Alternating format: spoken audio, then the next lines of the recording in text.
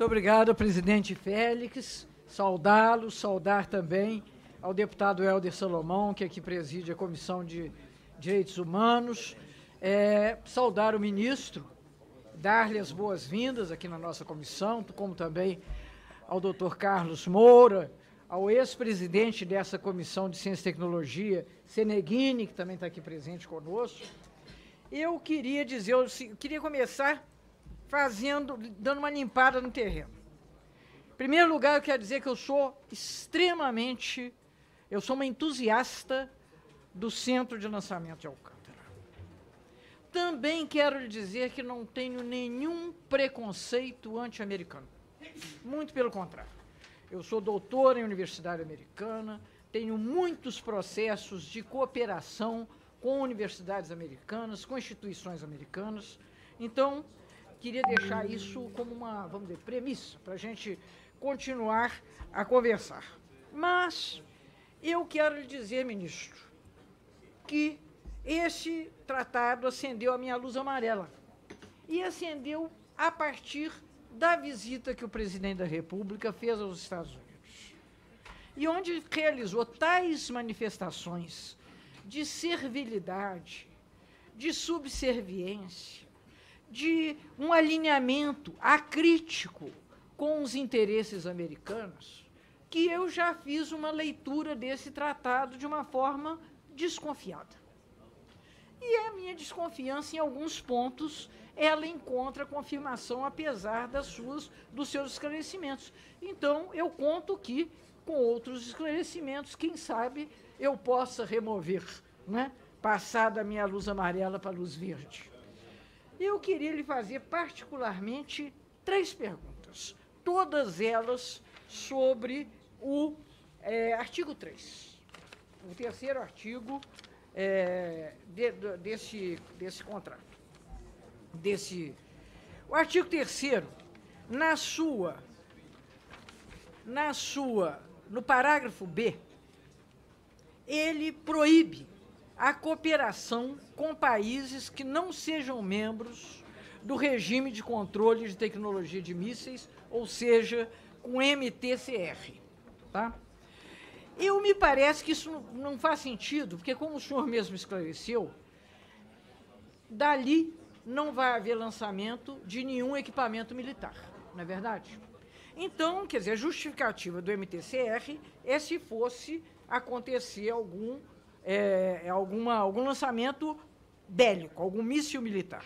E aí, quer dizer, há países como a China, que não são membros do MTCR, mas com os quais nós temos, desde 1988, um acordo bilateral importantíssimo de cooperação na área espacial, que é o desenvolvimento e o lançamento de satélites sino-brasileiros de recursos terrestres.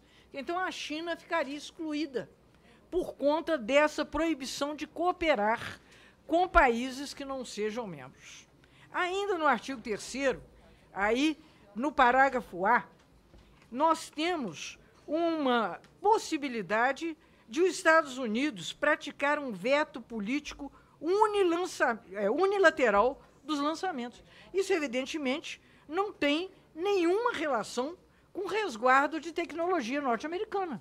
Não é? É apenas um impedimento político para que países que sejam eventualmente desafetos dos Estados Unidos não possam também fazer uso da nossa base, que o senhor esclareceu muito bem, é uma base que devia estar aberta para uma ampla cooperação internacional, o que é, inclusive, a nossa tradição diplomática. A tradição do Brasil é multilateralista, não é uma tradição unilateralista, estreita. Inclusive, quero lembrar, um pronunciamento feito hoje pelo ex-ministro Rubem Recupero, de quem não se pode dizer de forma alguma que seja simpatizante do PT, pelo contrário, é seu crítico acerbo. Não obstante, diz o ministro Rubem Recupero, nós temos que estar abertos para relações com a Ásia. O próximo ano inicia o século asiático. Toda a soma da riqueza dos países asiáticos é maior do que de todos os outros países do mundo somados. Então, como nós vamos nos bloquear ou nos impedir ou criar dificuldades para esse tipo de cooperação? Terceira pergunta, ainda sobre o artigo 3º, retomando uma questão que para mim não ficou clara na sua explicação, para um problema já levantado pela deputada Sâmia Bonfim, que é a proibição de usar o dinheiro dos lançamentos no desenvolvimento de veículos lançadores. Isso é o artigo 3º, parágrafo E. Eu, apesar de o senhor dizer que isso não tem muita importância, mas então, já que não tem importância, vamos tirar daí. Vamos tirar do tratado, ué. Pois é uma coisa que não tem muita importância. E pode dificultar a nossa vida do ponto de vista da nossa evolução tecnológica, que, afinal de contas, é o nosso objetivo. Eu acho que, então, vamos tirar daí. Então, por falta de tempo, eu não vou levantar outras questões que poderiam também. Eu sou inteiramente solidária com a preocupação com os quilombolas, sou inteiramente solidária com a preocupação com os ganhos que possa ter o Maranhão, Alcântara, né, com a inversão dos recursos de programa tão importante. Mas, de todo modo, eu quero dizer que tudo isso, diferentemente do que o senhor reiterou, me parece que são alguma coisa que lesiona a nossa soberania. Não tenho nenhuma dúvida sobre o seu patriotismo, não é essa a questão, mas eu acho que nós temos que tomar os cuidados para que essas questões todas sejam protegidas. E, finalmente, eu quero também retomar uma questão já levantada pela deputada Sâmia, que o senhor menciona também. Nesse momento, eu acho que nós não podemos nos preocupar tanto com as salvaguardas tecnológicas americanas, que nós não levemos em conta as salvaguardas que nós devemos procurar para a ciência e a tecnologia do Brasil. Então, neste momento, o CNPq está paralisado, porque o seu orçamento caiu de 1 bilhão e 400 milhões do ano passado para 872 milhões.